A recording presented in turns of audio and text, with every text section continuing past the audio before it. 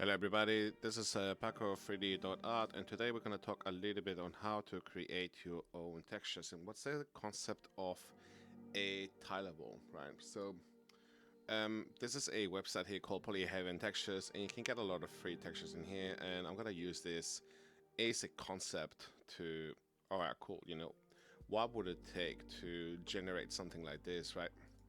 And I think that the hardest part is if you wanted to do this just with the albedo, maybe it is not that hard, right? Because you could get this data information quite easily with taking a picture.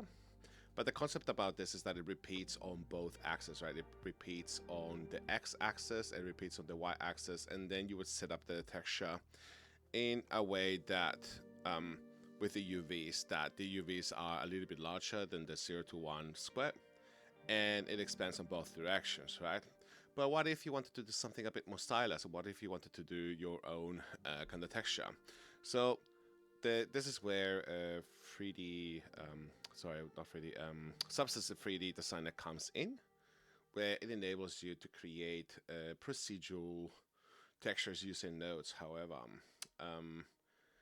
it would be hard to do very stylized kind of textures, especially if you wanted to do like hand-painted textures, but you still wanted to do hand-painted details on top of it, right? So how would you do it? And most importantly, how would you create normal map information? As you can see, this brick here is the same one as this brick, so it's repeating in both ways. This one here, well, I can't see the one that's repeating, but you can see the concept what I mean, like it's repeating on both ways. How would you generate this data? Well, there are ways, but essentially you would have to create a high poly information and then bake that high poly information across and separate the data between, what is what within the high poly with doing mask ideas and then carry it across. The thing is, this is pretty convoluted. This is like where I teach is like, it's almost like a second year knowledge kind of stuff, and they don't even teach it there, to be honest. Like they do most of the stuff they teach there is just doing it with Substance Designer, and the process I'm gonna show you, it's something that is shown online. There are tutorials online where you can teach this stuff, but the way to set it up and the process is quite complicated. So I'm gonna show this in essentially like maybe 3 ways where I do this with very basic geometry first within Maya, so you can understand the concept behind it a little bit better. Then after that, it's like, okay, cool. What if we did something that's a bit more complicated in ZBrush, but it's just on a surface level? And then after that, it's like, okay, what if you do it something in ZBrush, but it is on a more like polygonal level where you've got actual polygons in there with actual details, right? So without any further ado, let's go into Maya. Let's do a new scene. Okay, and with here, I always, with obsession, start with a little man for scale. And now that I've got oh, the man never turned up in the end. Wow, what happened to you, you little man?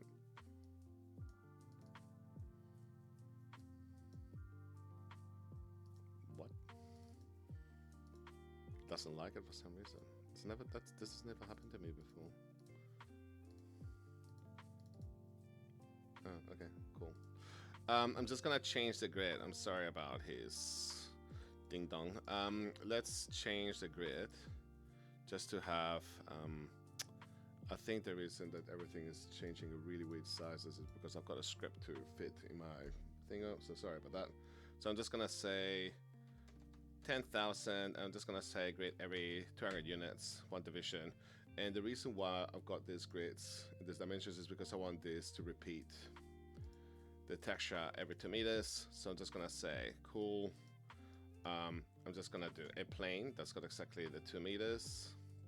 Press T once. We're gonna say 200, 200 with just one subdivision, right? So think about it this way. This is the plane that things will get baked into it, right? And I'm just gonna do something very basic, like, I don't know. What's important with this is I'm gonna do something that is duplicated across all axes, like that. And there is a very logical reason why we're doing this, right? So in terms of the UVs, if we check the UVs in here, it's just going to be this. This is essentially just going to get baked, right? But if you got anything that is baked slightly on the edges, you want to make sure that there is no, like, nothing that's coming out. So I'm just gonna make essentially a something like this that's got like 9 planes, and that's where we bake in the texture. I don't know where this is coming from, so I'm gonna delete this. There you go. This guy we don't need him anymore. We got 1, 2, 1, 2, 3, 4, 5, 6, 7, 8, 9, 10. Wait. I don't trust myself anymore. Why did I duplicate so many of them? I think Maya is trying to gaslight me, you know that? Just don't want to have. Cool. So I've got 9 objects. So now I'm just gonna do a combine and a merge. I'm just gonna grab those vertices and merge them as well, right? So if I took this inside of, I'm gonna delete the history, just so you can see what I'm doing here. So I'm just gonna call this plane low. If you wanted to do any hand painted textures inside of Substance Painter just by using this, I could just export this object.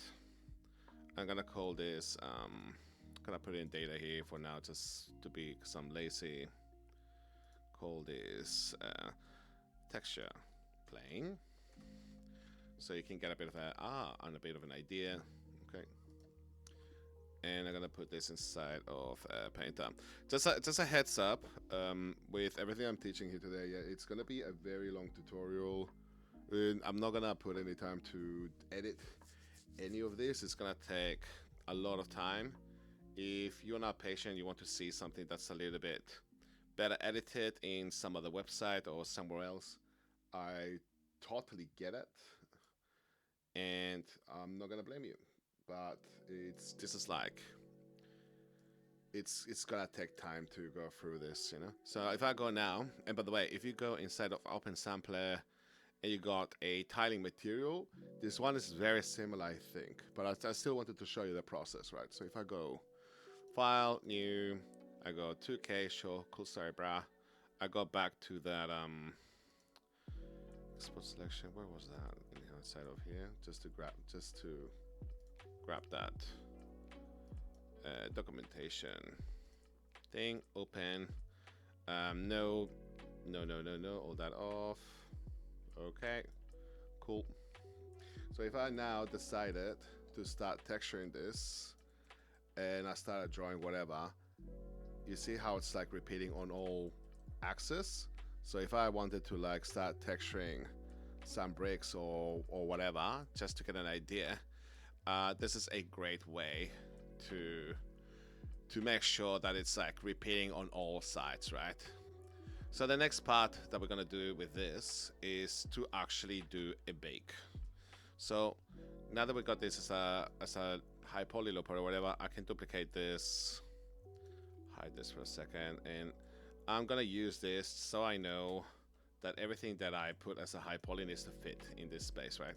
So what I'm gonna do is, I'm gonna duplicate this again one more time.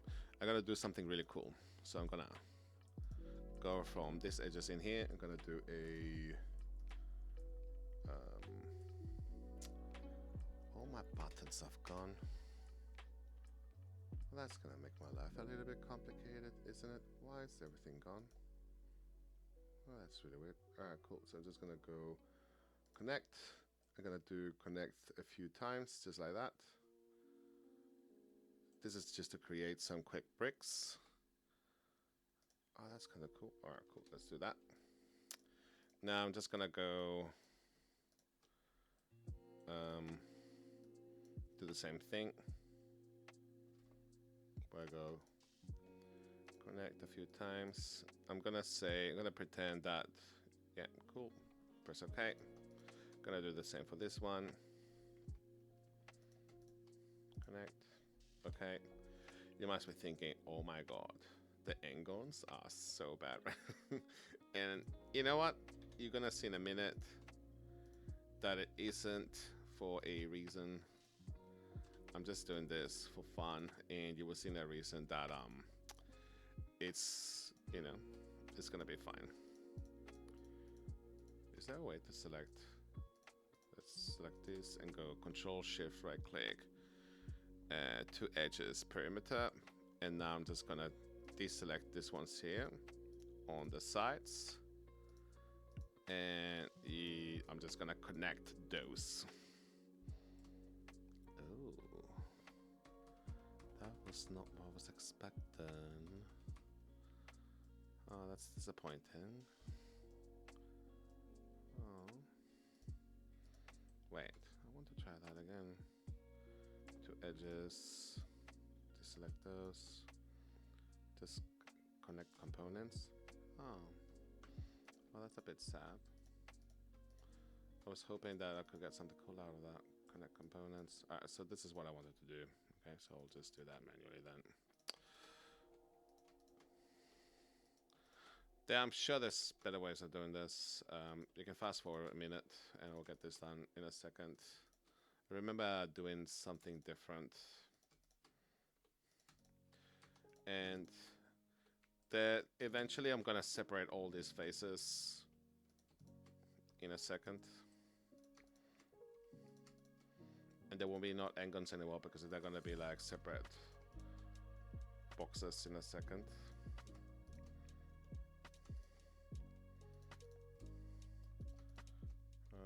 Okay. Cool. And what I'm gonna do is I'm gonna grab these fellas. I'm gonna delete those, and I'm gonna extend those a little bit, kind of like to get the same. Hold on.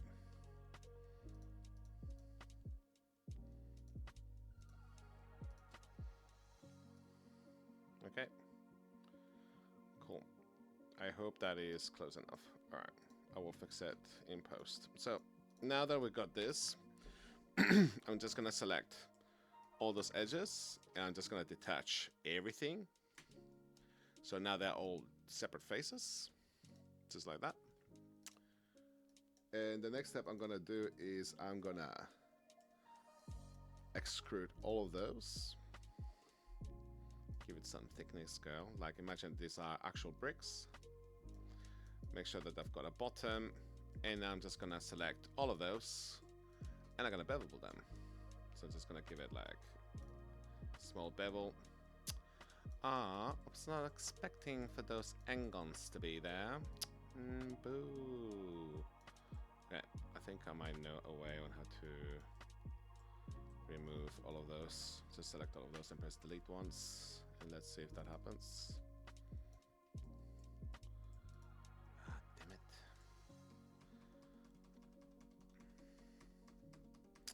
And here I thought I was amazing. Vertex. Okay, so let's just delete those vertices. Delete. Okay. Damn it. Okay, we'll just live with those. It's alright. Cool. So we'll do something like that. Alright. We'll create some bevels. Anyways, it's only to give a bit of a demo, right? Because we're gonna do this properly in ZBrush anyways. So I'm just gonna give it a little bit of depth with those. A couple of segments. Alright. Cool, we got some bricks. Okay. And I'm gonna delete the history because it's complaining, and cool. We got some 3D bricks, right? And what's really cool about this is that if I select this now, and I, oh my goodness. What's happening with my computer? Alright, cool. Put that there. I can separate this into pieces. So if I go in bonus tools, in here, this is something that with this version of Maya, you can activate it inside the plugins. I'm not gonna go through that right now. I can separate this. So I'm just gonna go Shift right click, separate. So that's now all in separate pieces. What? Bevel would have combined them. No. So annoying. Okay. Oh my god, jeez. I completely forgot when you bevel this stuff. What happens is these guys are gonna be separate, right? But when you bevel it, they weld the vertices again. So you need to like, I think I need to separate them first and then bevel them together. But that's too annoying. So what I'm gonna do is, I'm gonna bevel it, but I'm gonna show you where that setting is. So if you go in here, where it says merge vertices, say no. And then it will be fine. It's so annoying. This happened to me so many times.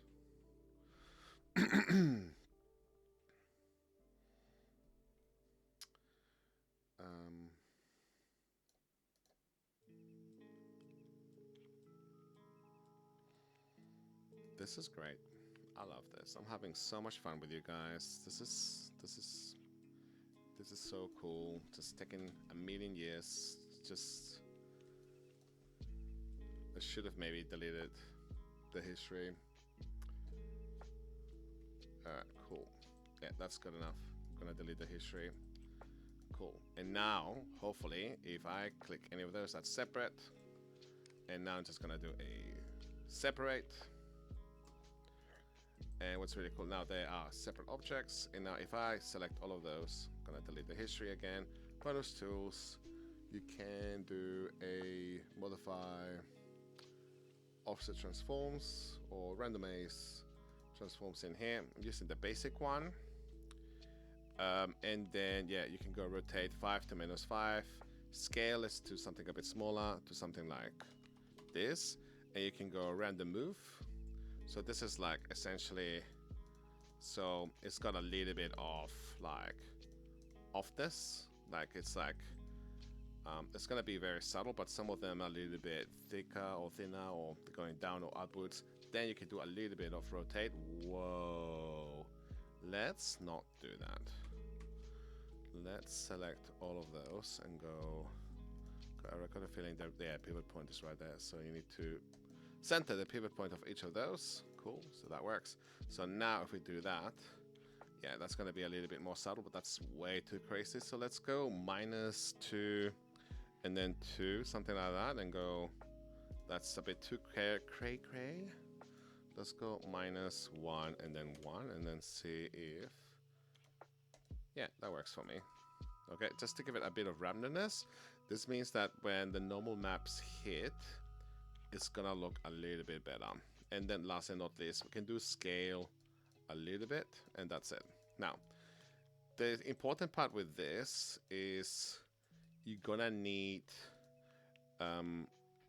2 things. These bricks need to be exactly identical to this side when it goes from left to right. That's one thing. But the other thing that we need is to make sure that anything that goes over in this side also goes on the top. You could grab this and sculpt this as well in ZBrush or separate in ZBrush, but the other thing that you need is if we go and we show the outliner for a second. Joder, tío.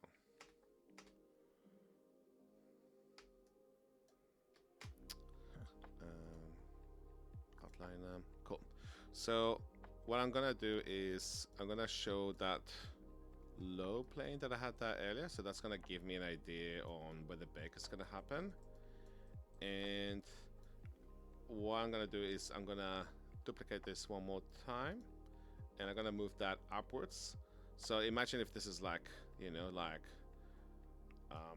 It's the stuff that's like inside of the cracks, kind of a thing. So I'm gonna move it like yay. And this is where you can like subdivide it and give it some noise or something like that, a noise modifier in here or something like that. That could be cool. But what I'm gonna do is I'm gonna grab this, guys. I will duplicate that, which is nice that it's all in the group. I'm gonna duplicate that, move it one more time there, duplicate it again on the top here, duplicate it again at the bottom here, and duplicate it here. And you see how now it is repeating both sides in every way. And this is how you could do, like, this is like the basic way on how you can do a 3D brick texture.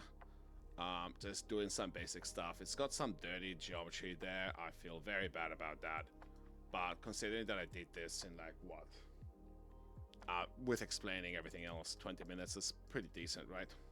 So the next part I'm gonna do now is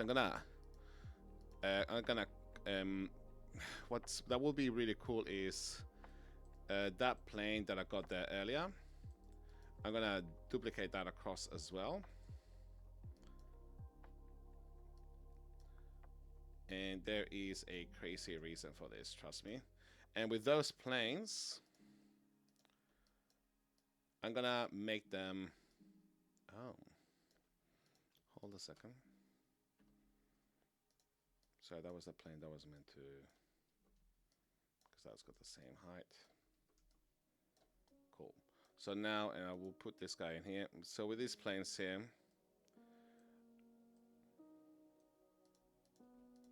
I'm gonna combine them,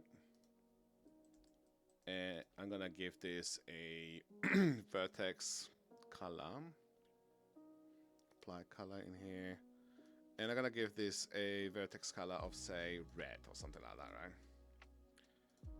And this is to do the material like this within substance.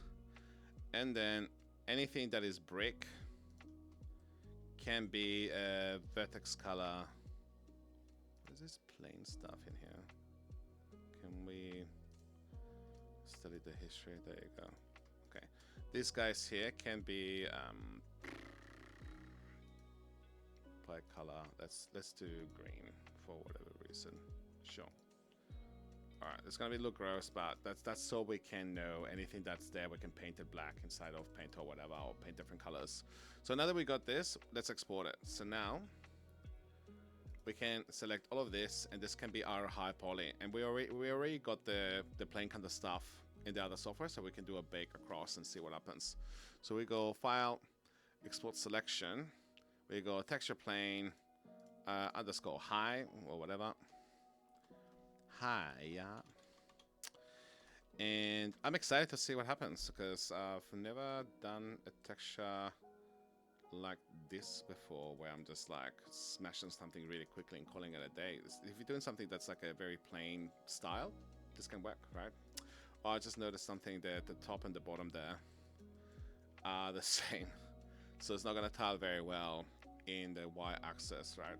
So maybe I should have done one number less from here to there, right? So the tile's better. But there we go, we learned something today. So now in here, instead of this, I'm just gonna delete this, whatever this is, and I'm gonna go I'm gonna reset the UI. And so for you guys, and I hate the default UI of Substance Painter. It is so bad. It couldn't be worse. I think it's the worst ever. Bake mesh maps. And in here, this is where we can go. Don't know what happened there, man. Okay. This is where we go. We click on this page icon here. We go Hi, Open. You're gonna see here's a preview. Anything red means it's gonna bake very badly. So we need to push the frontal all the way up. And then when it becomes blue, that is good. Okay, that is good. I do wonder if it's gonna bake well. Let's see what happens. We go bake, select the textures.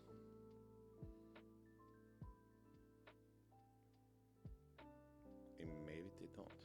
And let's go return to painting mode. There you have it. It has done something weird there, so we might need to do like re-import just the high poly alone. But as you can see here, it's done something really cool. It's got like different angles with the normal maps. So the lighting will hit it definitely, and it's done something really cool, yeah? What I might do is, I might re-export that plane alone. Go File, Spot Selection, Texture Plane. Yes, cool. And let's go in here and go Project Configuration.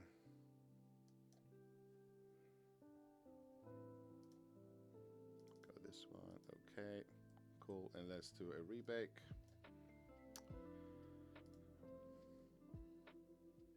Oh, it's done it there again.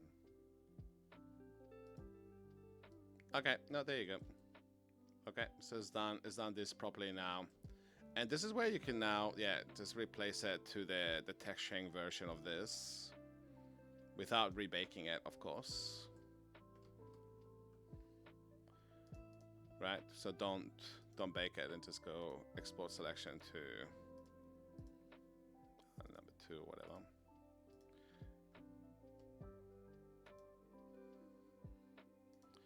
And this is why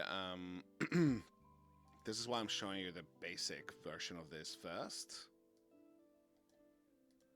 So it makes sense, right? So we got the bricks then. So why did I do a ID? Oh man, I should have done the proper bake ID options before re-importing the mesh. But in here, you need to have this into vertex color.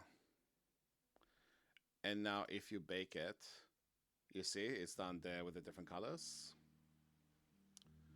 And now if I go back in here, if I go inside of ID, it's going to have the different colors there, and then you can paint that black or whatever, and then you can paint the other ones different colors, and then you can start adding details in here, and that's your 3D texture with the normal maps and everything, right?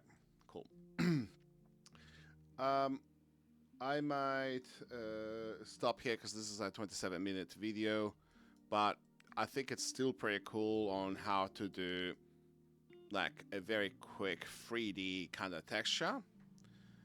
Where you can have different details like this. Like, it doesn't have to be bricks. It can be whatever geometry you want. You can do any kind of tileables. Like, it can be dirt or rocks or any kind of tiles. And what's really cool about this is that you don't even need ZBrush. You can do this all inside of Maya and then rebake it and import it in here. However, the next tutorial that I will do with this kind of stuff will be done with ZBrush. Okay, so I'll see you guys around, and yeah, I hope you have enjoyed this video.